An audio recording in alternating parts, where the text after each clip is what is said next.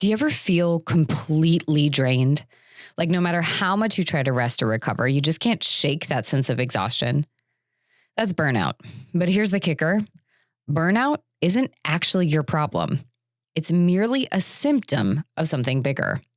So if you've been running on empty, feeling overwhelmed by work, life, and everything in between, it's time you get to the root of why.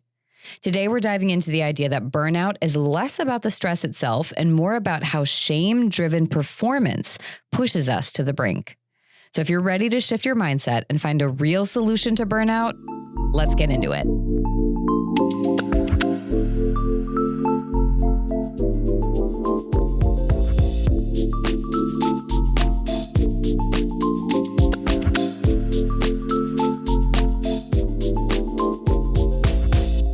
Hey everyone, how's it going? I'm Kyira Wackett. Welcome back to another solo episode of the Untethering Shame podcast.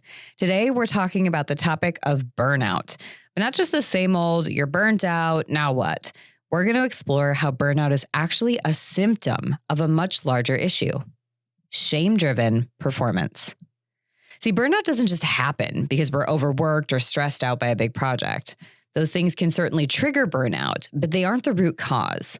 The real issue is often how we respond to those stressors, and a lot of that comes from internal shame. We push ourselves to perform, to achieve, and to meet unrealistic expectations. We get trapped in a cycle of doing more, striving harder, and ignoring our own needs because deep down we feel like we're not enough unless we're doing it all. Here's both the good news and the hard truth about burnout.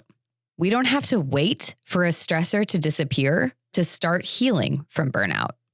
It's not about eliminating every single stressor in your life. It's about changing how you respond to them.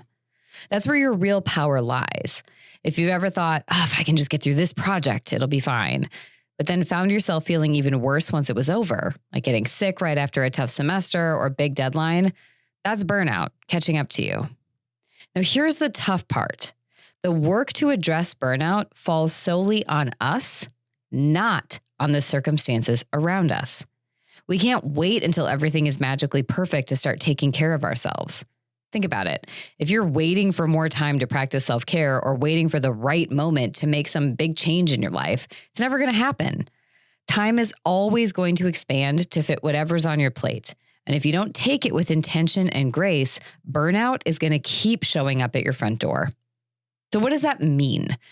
It means we have to start making time for what we need, whether that's rest, boundary setting, or simply slowing down, even when you've convinced yourself it's impossible. Now, yes, shame is going to try to convince you otherwise. You're going to feel guilty for taking time for yourself or worry that you're letting others down. But here's the truth. You deserve, you need that time. And it's essential if you want to recover from burnout and stop perpetuating this crazy cycle over and over. So how can we start breaking this cycle? It all starts with recognizing the role shame plays in how we operate. Shame tells us we're not good enough unless we're constantly doing more. But when we shift our mindset and prioritize how we respond to stress, rather than letting it control us, we take power back.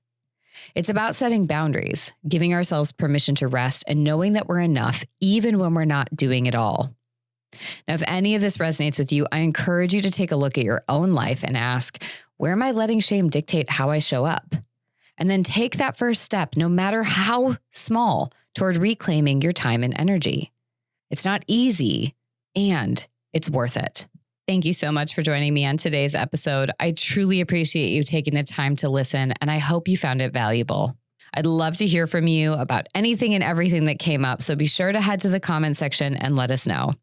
And if you found this episode valuable and insightful, I encourage you to subscribe, leave a review, hit that 5-star button, and of course, share this episode with someone you think could benefit from hearing it.